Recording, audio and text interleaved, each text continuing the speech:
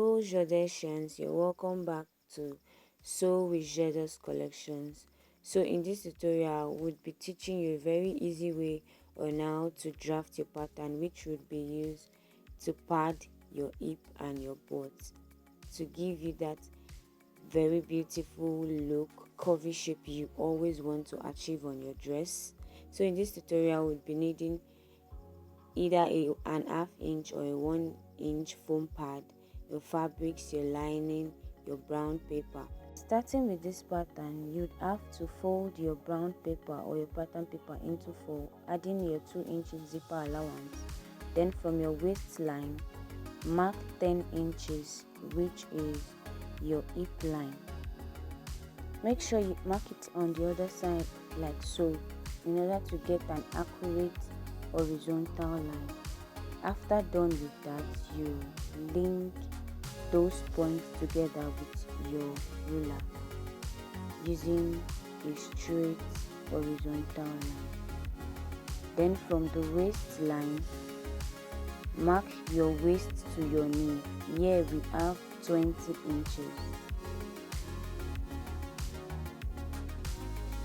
You would actually do same thing you did on your hip line. Move it, then mark. So you would have to get a straight line, an accurate one for that matter.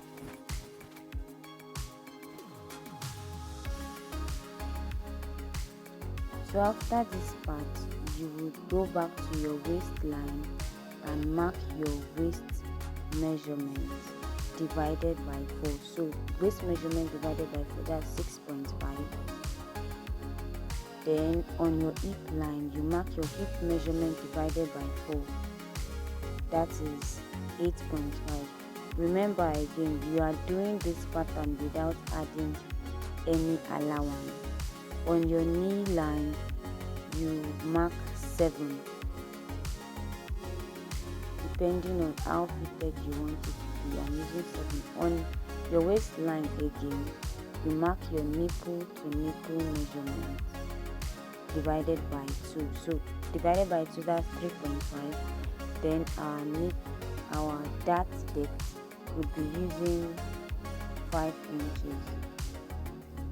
Link those points together with a vertical line, and on both sides like so, mark quarter inches on both sides. Quarter inches on both sides. Like I said, you're not adding any allowance. Then link those points together. The only allowance you will be having on this pattern is just your zipper allowance.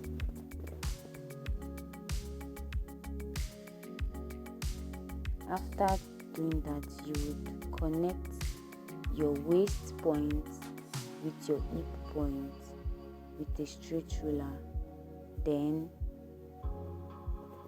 link it with your knee line, the point you have on your knee line. Sorry, my camera is not actually directed to that area. After doing that, you blend the curve on your hip line like so. Be careful while doing this. So for the back piece, I would have to mark my zipper allowance because I'll be using that part to also draft the pattern. Then I would mark my darts, then cut out carefully like this. Wow, our front and back pattern is ready, as you can see. This is the back pattern. I'm putting those darts, those effects. Sorry, I mistakenly cut my front pattern into 2. So this is your front pattern, sorry. So from the waistline, go down by 1.5 inches. Then on the hip line, go in by 5 inches.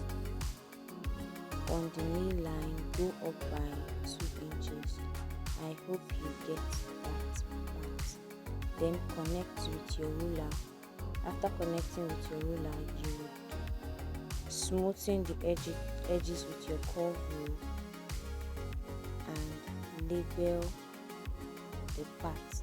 I will show you the parts you would have to label. You have to label up, down, side.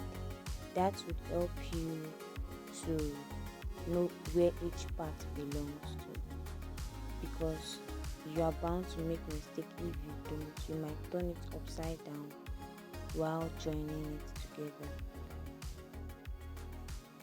So that's the cutting part, the labeling part.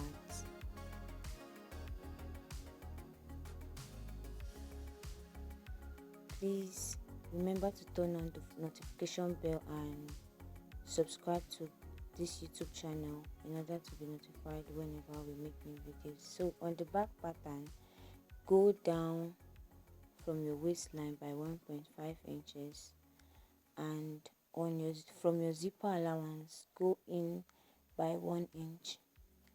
On your knee line, go up by 2 inches. Then take what you have after measuring from your waist to your under, but here we are making use of 13. Mark it at that point. Then from that particular point, go out by 4 inches, like so.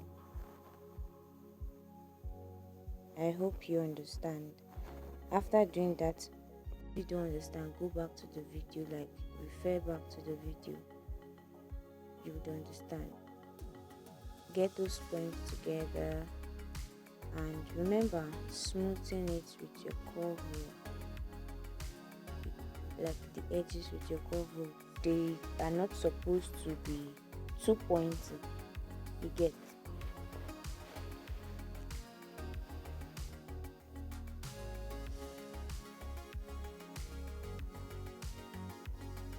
I hope you're following carefully. Be as careful as you can. Then cut out with your scissors carefully. Don't rush. Again, you label up, down, side. That side part, you should know that that's your hip.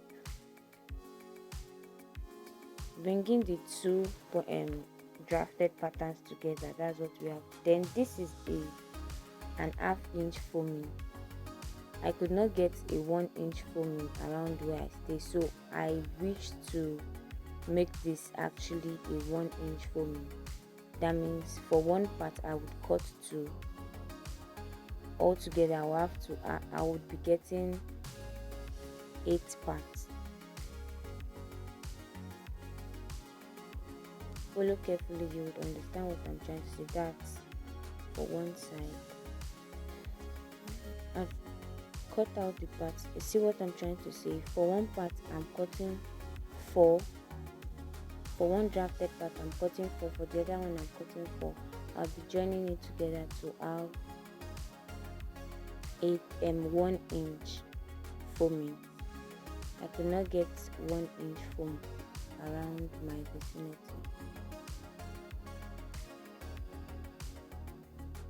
So watch, you have to label it so that you would know how to place it. You won't make the mistake of turning any of the patterns upside down. Make sure you place it carefully. Be as careful as you can. Remember, it's the hip and the butt pattern drafting. So this is the hip, the butt. Then we'll be adding a gum stay on this pattern, on this foaming. Draft out your gum stay, place it on both sides, each sides.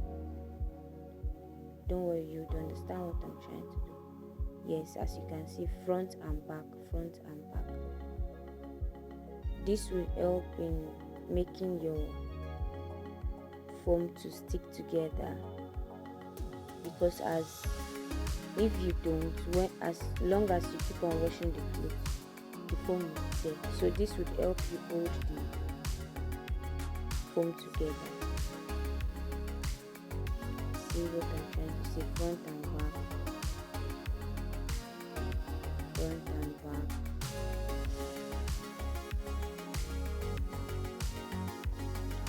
That's the both drafted pattern, front and back, front and back. Look at it carefully. I've been able to place them well. Next is to trim the edges. Remember, don't trim the side because that's the part. Don't trim the side, trim other edges, mostly the down part. Like you do it for everything, none should be left out. This is what I have after trimming the edges.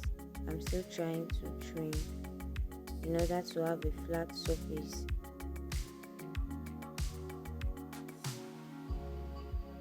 Mostly the down part should be trimmed very well, both sides, before ironing your gum stay on it.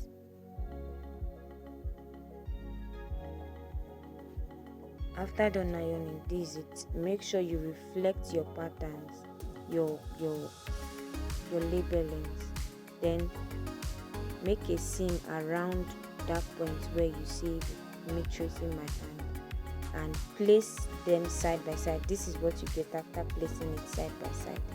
The up, the down, the side should match.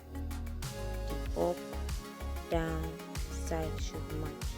That's a wrap for this if and but drafting. For the sewing tutorials, join me in our next class.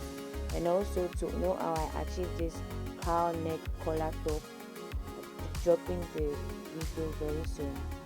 Remember, sew with Jealous Collections. Goodbye.